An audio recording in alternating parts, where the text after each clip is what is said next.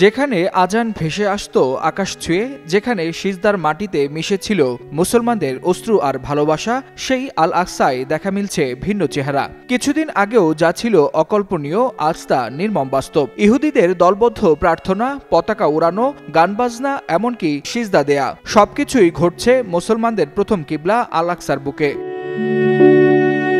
ফিলিস্তিনিরা বলছেন ২০২৩ সালের ৭ অক্টোবরের পর থেকে আল আকসা যেন এক নতুন অধ্যায়ে প্রবেশ করেছে।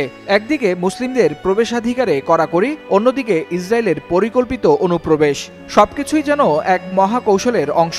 প্রশ্ন উঠেছে, কিভাবে ইসরায়েল ধাপে ধাপে নিয়ন্ত্রণ নিয়েছে আল আকসার, আর তাদের পরবর্তী পরিকল্পনাই বা কী?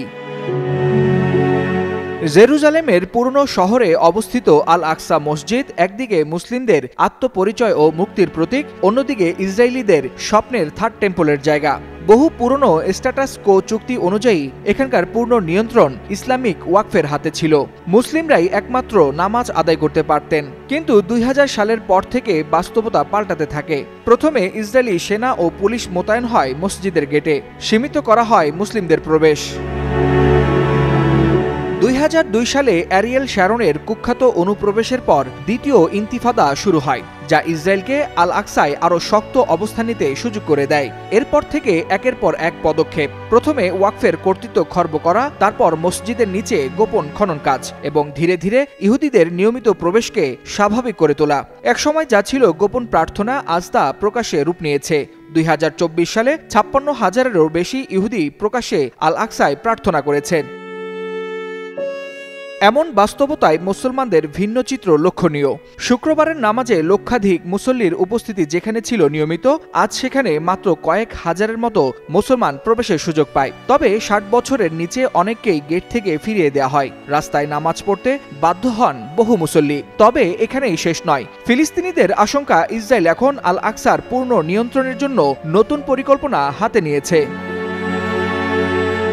২০২৩ সালে ইসরায়েলি এমপি অমিত হালেভি প্রকাশ্যে প্রস্তাব করেন, ডোম অব দ্য রক সহ প্রায় ৭০% অংশ ইহুদিদের হাতে দেওয়া উচিত। তার সঙ্গে একাত্মতা প্রকাশ করেন জাতীয় নিরাপত্তা মন্ত্রী ইতামার বেন গভির। তিনি শুধু অনুমোদনই দেননি, বরং নিজে প্রকাশ্যে এসে এখানে প্রার্থনা করেছেন।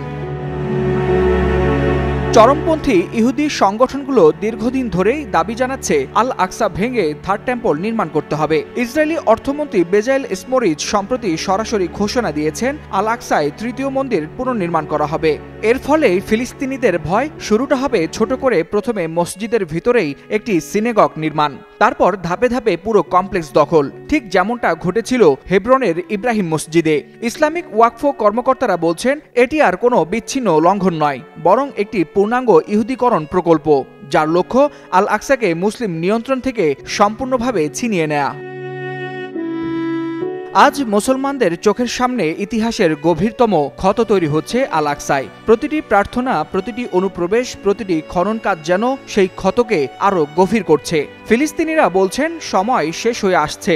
একবার যদি ইসরায়েলের চাপানো বাস্তবতা স্থায়ী হয়ে যায়, তখন আর ফিরিয়ে আনা যাবে না আল আকসার প্রকৃত পরিচয়।